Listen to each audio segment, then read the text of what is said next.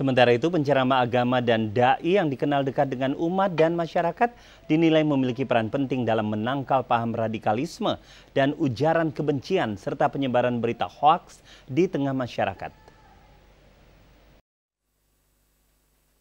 Bimbingan teknis penguatan kompetensi penceramah ini dilakukan sebagai upaya untuk memberikan penguatan dan pembekalan terhadap para penceramah dan dai terkait pentingnya pemahaman moderasi beragama di tengah masyarakat yang heterogen.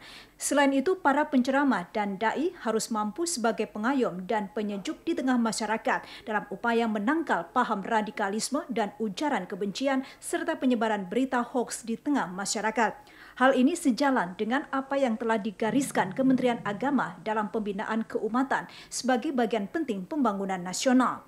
Agama dan berbagai perangkatnya adalah bagian tak dipisahkan dari kemajuan bangsa Indonesia. Untuk itu dibutuhkan komitmen dan kerjasama semua unsur dalam merawat keberlangsungan keberagaman dan terus menyempurnakan sejalan dengan perkembangan zaman.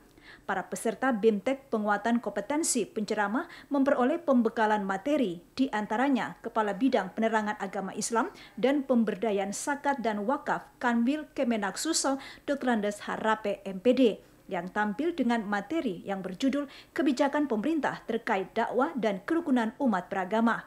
Menjelaskan dibutuhkan komitmen bersama dalam memberi pencerahan kepada masyarakat sehingga kita bisa hidup rukun dan damai.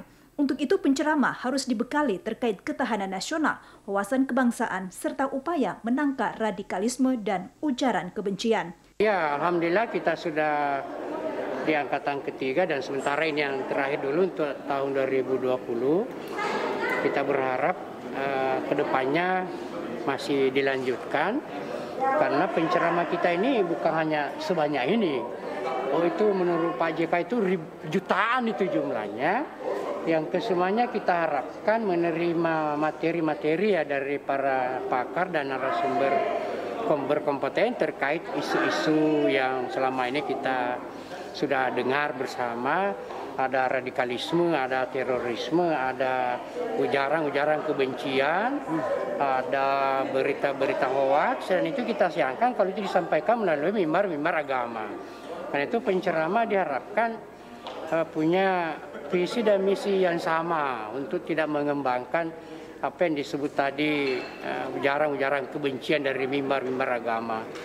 Berita-berita hoaks ya, mengkafir-kafirkan sesama orang Islam sendiri. Sebetulnya itu yang kita ingin pada para penceramah kita melalui kegiatan-kegiatan seperti ini. Diharapkan melalui BIMTEK penguatan kompetensi penceramah dapat menjadi jembatan di tengah masyarakat dan umat dalam mewujudkan kedamaian dan ketentraman.